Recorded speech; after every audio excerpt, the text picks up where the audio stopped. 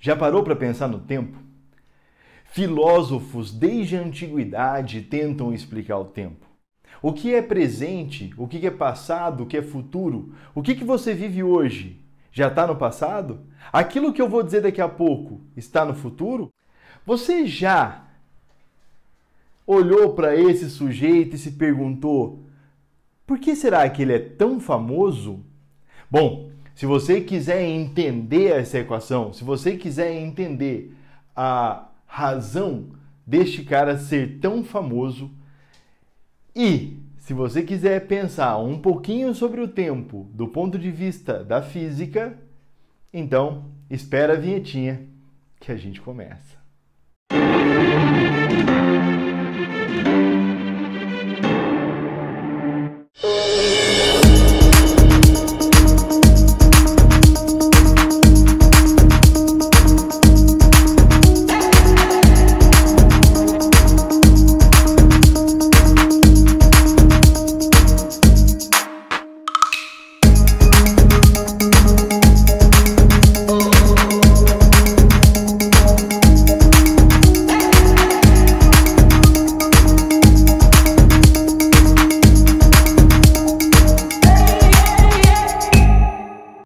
Esses desenhos ficam muito legais, né? Olha, a primeira vez que temos um rosto. Achei que ficou bom. E você? Hã? Bom, para começar ou antes de começar, vai lá, hein? Não esquece de dar o seu joinha aí, se inscrever no canal e comenta, tá? Comenta. Nossa, que legal. Nossa, tipo, essa aula é muito importante, o seu comentário. Eu quero entender, eu quero saber o que você pensa sobre o tempo. Então, vai lá e a gente vai conversando, trocando uma ideia. Se existe uma parte da física que é extremamente complicada ou que não tem muitas respostas, essa parte é a óptica. Bom, você pode estar se perguntando o que faz isso aqui numa aula que é para ser de astronomia. Bom, aqui a gente começa uma parte chamada de astrofísica, ou a gente começa até a entender uma parte chamada cosmologia. Muitos me perguntam, por exemplo, o que é um buraco negro? Ou, Virgílio, como é que a estrela evolui? Virgílio, o que acontece se eu cair num buraco negro? Virgílio, o que é o buraco de minhoca? Como assim tem filmes que eles voltam no tempo, que eles vão para o futuro? Isso existe de verdade? Bom, antes, é lógico que eu não vou responder a tudo isso agora em uma aula. Então, você vai ter até que ter um pouquinho de paciência, porque vão algumas aulas para a gente estabelecer tudo isso. Estabelecer o que é de verdade a gravidade, estabelecer o que é de verdade o tempo, o espaço, a massa. Então, todas essas grandezas, elas não são exatamente exatas. E você vai entender por quê. Bom, como eu disse, desde muito tempo nós olhamos para o espaço, nós olhamos ao nosso redor, certo? E o que nós recebemos é a luz. Então é comum a gente tentar entender o que é essa luz. De onde ela veio, como é que ela é recebida pelos nossos olhos ou que tipo de interpretação eu posso ter. Em alguns momentos da história, acharam que a luz era um corpo. Em outros momentos, que a luz é uma onda. Em outros momentos, que a luz é tanto onda quanto partícula. Vamos falar disso, mas um pouco lá na frente, tá? O ponto importante é o seguinte.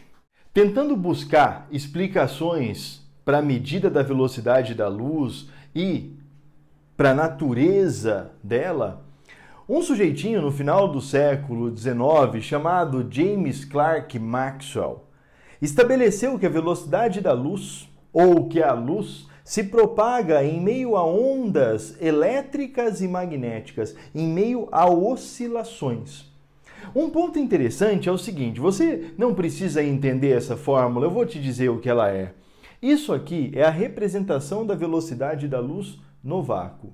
Isso aqui é uma constante, olha que interessante, uma constante do magnetismo chamada permeabilidade magnética. E aqui nós temos uma constante da eletricidade chamada permissividade elétrica. Interessante, dois valores mensuráveis, dois valores independentes do tempo. Quando a gente vai para a escola, a gente aprende que velocidade é distância sobre tempo. Mas aqui, a gente vê que talvez a componente mais importante para a nossa vida não depende do tempo. Ou seja, isto aqui é um valor absoluto que depende dessas duas grandezas. Bom, isso foi o que o Maxwell disse no final do século XIX. Em 1904, 1905, esse cara aqui, chamado Albert Einstein, começa a pensar sobre a velocidade da luz. E ele começa a pensar porque dois físicos um pouco antes dele fizeram medidas da velocidade da luz. Então eles imaginavam o seguinte: a Terra gira ao redor do Sol a mais ou menos 30 km por segundo. Já falamos disso na aula sobre a Terra. Então o que eles fizeram? Eles mediram a velocidade da luz quando eles estavam se aproximando do Sol e mediram a velocidade da luz que chegava perpendicular. Eles esperavam que existisse uma diferença. A gente chama essa diferença de velocidade relativa. É muito comum a gente pensar em velocidade relativa para nós. Bom, qual foi a conclusão que eles chegaram? Que a velocidade da luz medida era a mesma. Então, para a luz, não existe velocidade relativa. Se eu estiver me aproximando da luz, da fonte luminosa, a luz chega para mim a 300 mil km por segundo. Se eu estiver me afastando da fonte, ela chega para mim a 300 mil km por segundo. O que fez o Einstein, então, estabelecer que, na verdade, o que é absoluto de fato é a velocidade da luz. Não o tempo, não o espaço. Então isso quer dizer que se eu fizer distância sobre tempo, eu estou utilizando duas grandezas que não são absolutas para medir algo absoluto. Então, duas grandezas que vão variar entre si para chegar sempre a este valor aqui.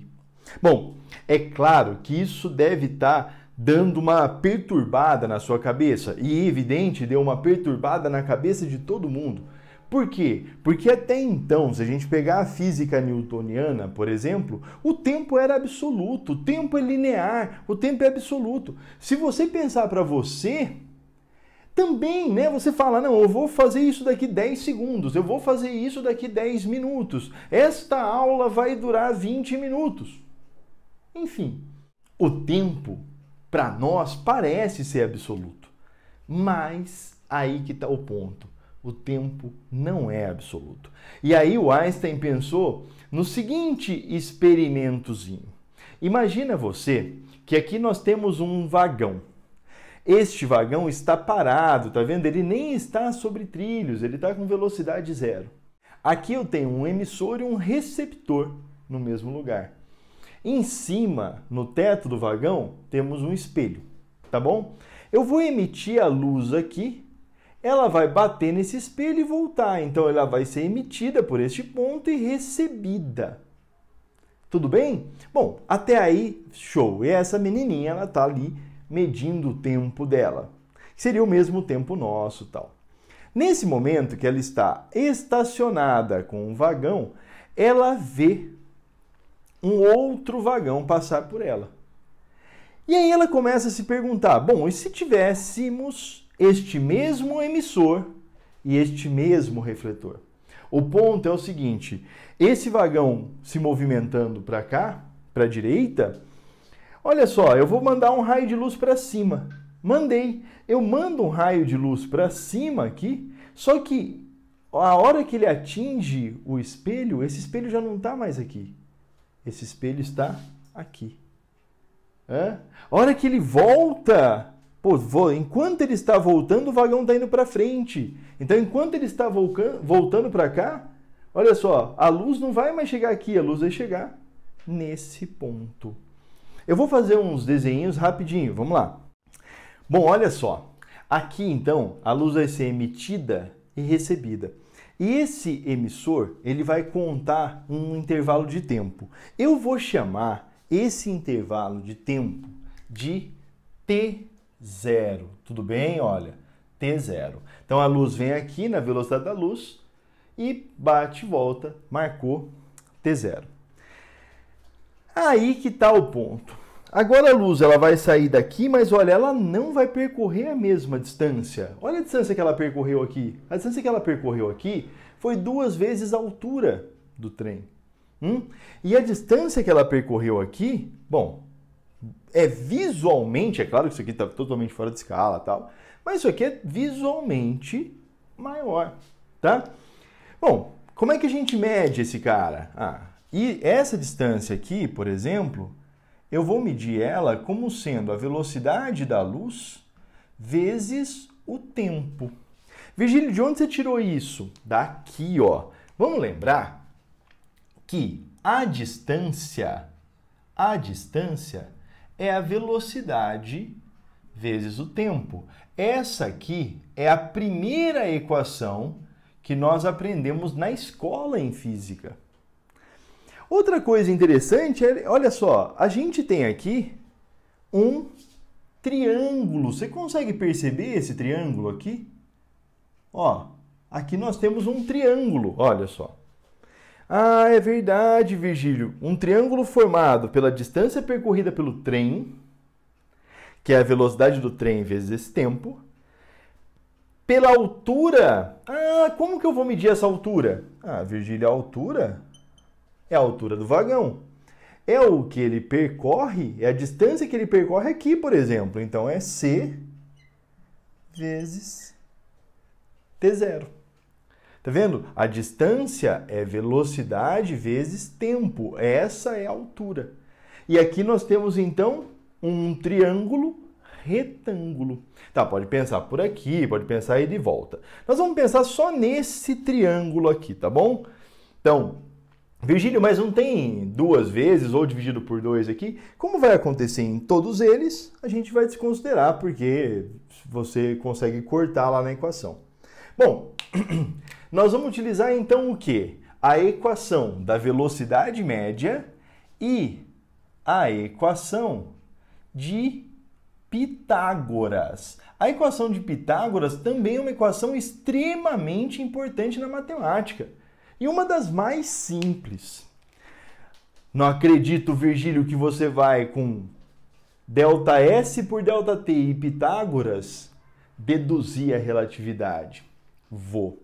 Partindo do pressuposto seguinte, olha só, de que as leis físicas são as mesmas para quaisquer referenciais inerciais e de que a velocidade da luz é um valor absoluto, a velocidade da luz no vácuo é um valor absoluto, é sempre a mesma para quaisquer referenciais inerciais. Por isso chamamos essa relatividade de restrita, porque ela é restrita a essa condição aqui.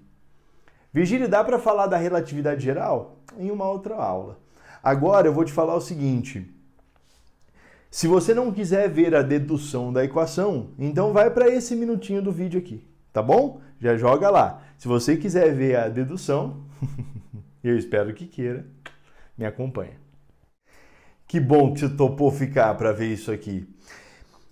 Eu sempre digo que deduzir fórmulas é a parte mais interessante da física, é a parte que mostra que, evidentemente que a física é explicada de forma matemática, mas que existe sim uma explicação. Isso é uma coisa muito interessante. E a teoria da relatividade restrita, eu acho que é a primeira dedução que dá uma vontade de se continuar deduzindo fórmulas. Assim. É uma dedução muito interessante. Por que ela é muito interessante? Porque ela parte de coisas óbvias. Por exemplo, velocidade média, distância sobre tempo. É óbvio, quer dizer, é a primeira equação da física que a gente aprende na escola. A quadrado, B quadrado mais C quadrado, teorema de Pitágoras, é uma das equações mais importantes da matemática. Então, quer dizer, e principalmente você que ficou aqui para ver essa dedução, você deve saber essas equações. Com certeza você sabe. Bom, Outra parte muito óbvia é o primeiro postulado da relatividade. As leis físicas são as mesmas. Ponto. Quer dizer o quê? Quer dizer que se um raio cai ali, ali, eu vejo, você vê, é o mesmo raio. Olha que interessante. Bom, isso é óbvio. Virgílio, para referenciais não inerciais, vamos falar deles mais para frente. Mas percebe que isso aqui é muito óbvio? Agora, a única coisa que não é óbvia, o segundo postulado. O segundo postulado diz que a velocidade da luz é a mesma para referenciais inerciais. Bom, olha só, a gente aprende lá no primeiro ano, né, lá no ensino médio e tal, que existe velocidade relativa. Bom, quer ver? Eu vou te dar um exemplo. É muito pior você trombar num outro carro que está vindo de encontro a você. Então você tem aqui 80 por hora e 60 por hora. Qual a velocidade da batida? Se um está indo de encontro ao outro, 140. É a soma. Se um está indo a favor do outro, 20. Percebe isso?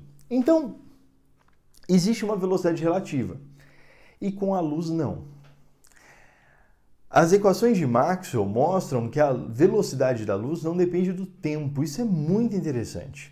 Então, ela depende do quê? Depende das oscilações elétricas e magnéticas, mas não depende do tempo. Bom, o que eu quero dizer é o seguinte, vamos lá. Então agora, se você ainda não entendeu isso, então a partir de agora eu quero que você só acredite em mim, tá?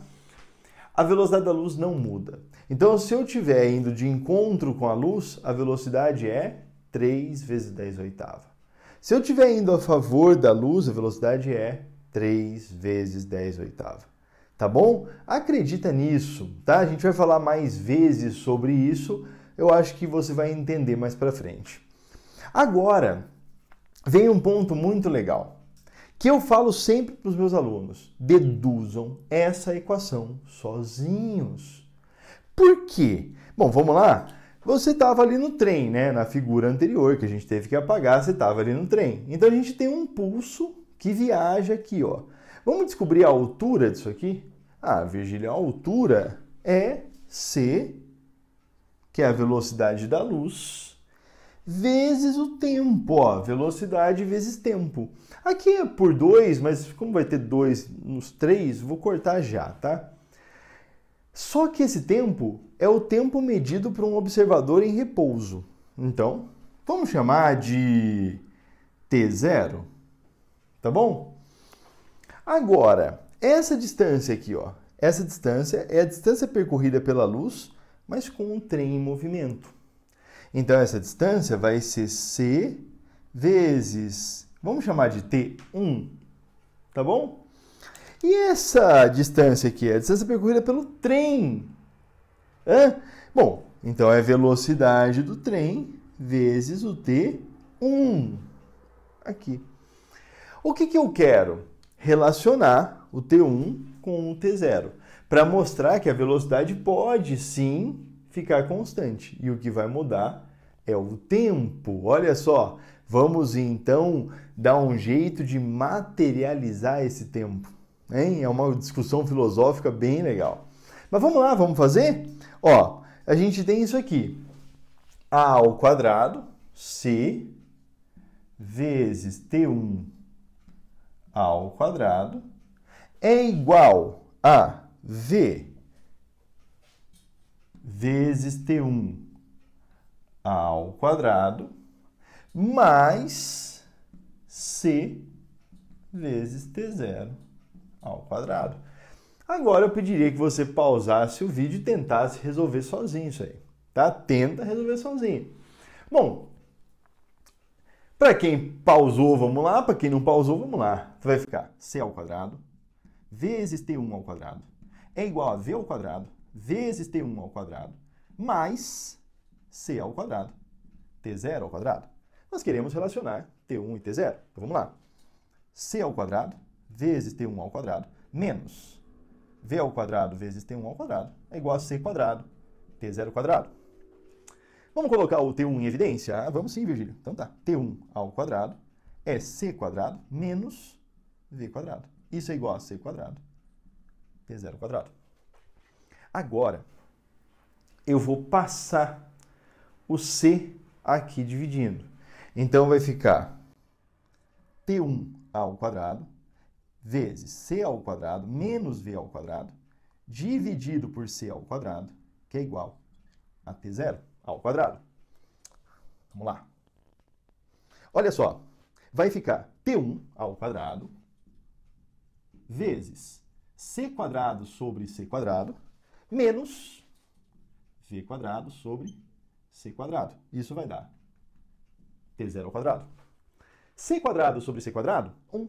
Então, T1 ao quadrado vezes 1 menos é igual a T0. Bom, o que a gente queria medir mesmo? Ah, Virgílio, a gente queria medir o T1. Então tá. Então, o T1 vai ser o T0 dividido, olha só que interessante, ó, o T0 dividido pela raiz de 1 menos V quadrado sobre C quadrado. Agora, quer começar a pensar nesses dados? Para nós, aqui, meros mortais, a velocidade é muito mais baixa que a velocidade da luz, tá? Isso quer dizer o quê? Que se a velocidade é muito mais baixa, então esse cara aqui vai ser zero, ó, vai ser muito próximo de zero. E aí, 1 menos 0, 1, raiz de 1, 1, T1 igual a T0, que é o que acontece com a gente. Ah, Virgílio, mas eu fiz uma viagem de carro de Ferrari e fui muito rápido. Então, mesmo assim, você foi muito mais lento do que a luz. Tá? Então, a relação entre a sua velocidade e a velocidade da luz é uma relação que vai dar quase zero. Agora, em uma espaçonave, um foguete, e se a gente pensar numa situação, por exemplo, em que a velocidade do trem é igual à velocidade da luz? Olha só que legal. Se a velocidade do trem for igual à da luz, então aqui a gente tem 1. 1 menos 1 é 0. A raiz de 0 é 0. A gente tem, então, uma divisão por zero. Uma divisão por zero na física quer dizer que o termo vai ao infinito. Tá? Então, assim, agora você começa a tentar entender o que acontece, por exemplo, em Interestelar, o que acontece, por exemplo, no Flash, o que acontece, por exemplo, com o Mercúrio no filme lá dos X-Men. Por quê?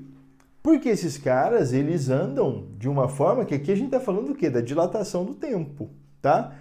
Esse cara aqui é o fator de Lorentz. Então, se V for muito próximo de C, então o T1 tende ao infinito. Tá? Vamos resolver um exercício bem rapidinho? Vamos lá, vai. Aqui, um exercício clássico. Muitas vezes, esse exercício aqui é utilizado para contar para a gente sobre o paradoxo dos gêmeos. Inclusive, pesquise isso aí. Eu acho que você vai gostar, tá? Bom, vamos entender o seguinte. Eu quero o tempo 1, tá? Se o meu objeto está com 86,6% da velocidade da luz. E a velocidade da luz é c. Virgílio, eu posso colocar 3 vezes 10 oitavas? Você pode, mas não vai precisar.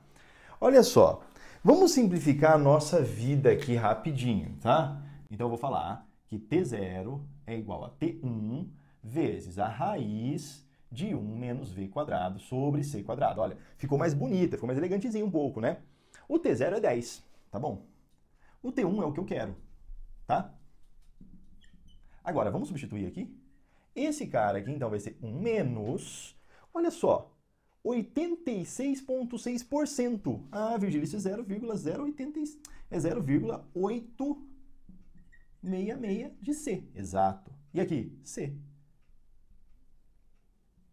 ao quadrado, ao quadrado. Bom, 10 é igual a T1 vezes a raiz de 1 menos 0,749 C ao quadrado sobre c ao quadrado. Olha que eu falei que não precisava, né? Tchau e tchau. Bom, 1 menos 0,75, 0,25. Ah, vamos aproximar então, Virgílio, exato, ó. Raiz de 0,25. E a raiz de 0,25 é, bom, 10 é igual a 0,5 T1. Olha o que aconteceu com o tempo, dilatou.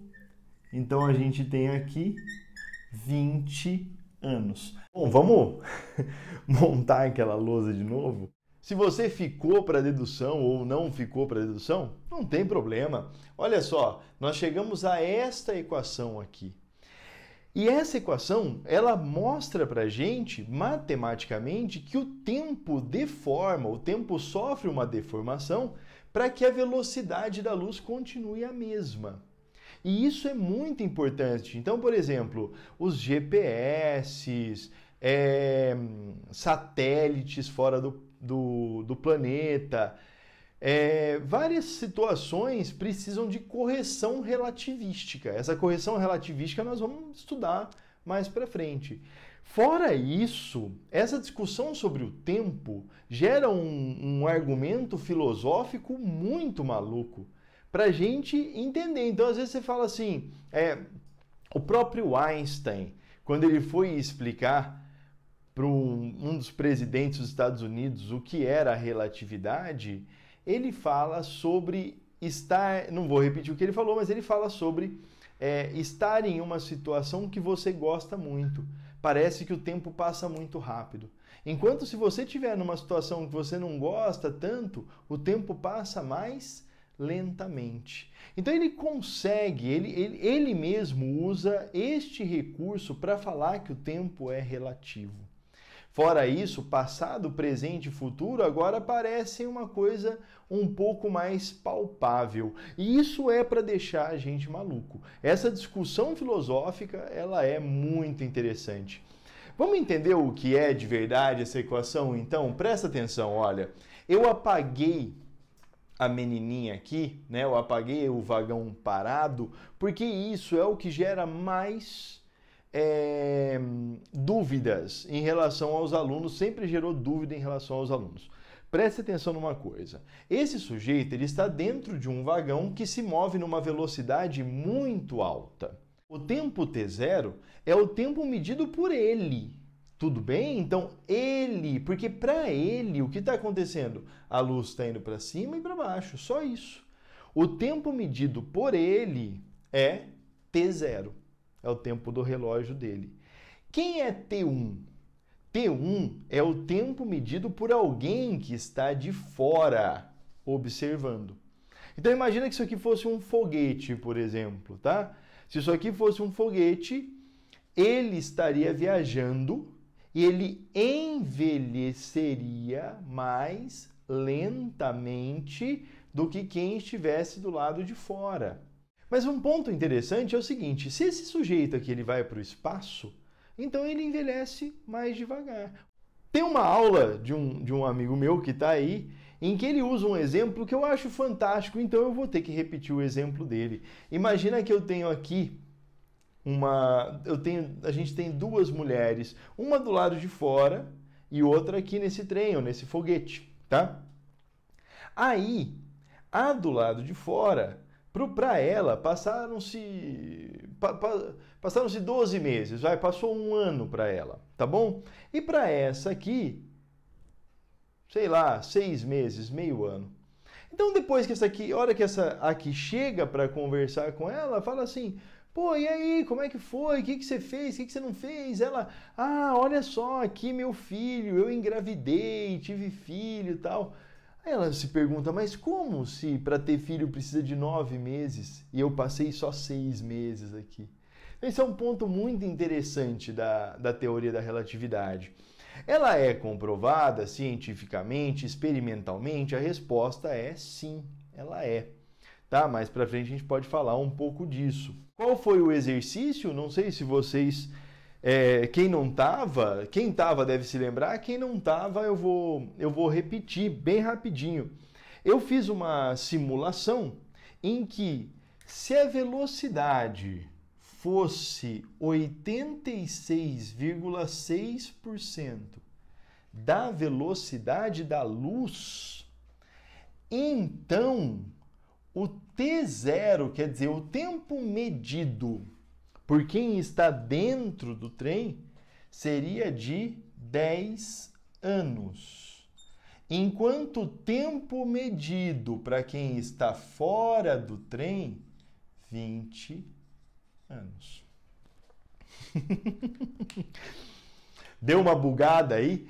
Quer entender um pouco mais? Um outro amigo meu, professor Cadu, do canal Fisicadu, tem um vídeo muito interessante em que ele fala sobre outras aplicações disso aqui. Né? Um outro amigo meu, professor Renato, tem uma aula que fala sobre o efeito fotoelétrico, que foi o que deu o prêmio Nobel para o Einstein. Bom, é isso. Agora, se você prestou bastante atenção na equação, então é muito provável que você agora esteja com mais dúvidas do que respostas. E esse é o objetivo dessa primeira aula sobre relatividade. Vamos falar mais sobre o assunto. Tá ok? Se você gostou da aula, dá o seu joinha aí, comenta, me diga o que você pensa sobre o tempo. Vamos conversar. Manda lá, manda nas mensagens. Eu acho que vai ser muito importante a nossa conversa. E quem sabe um dia vamos fazer uma aula com alguns filósofos aí para falar sobre o tempo, para discutir se o tempo é mesmo material, como Einstein, ou material maleável, como Einstein diz. Bom, muito obrigado pela sua presença, pela sua paciência. Sinta-se em casa. E é isso aí. Tchau, tchau.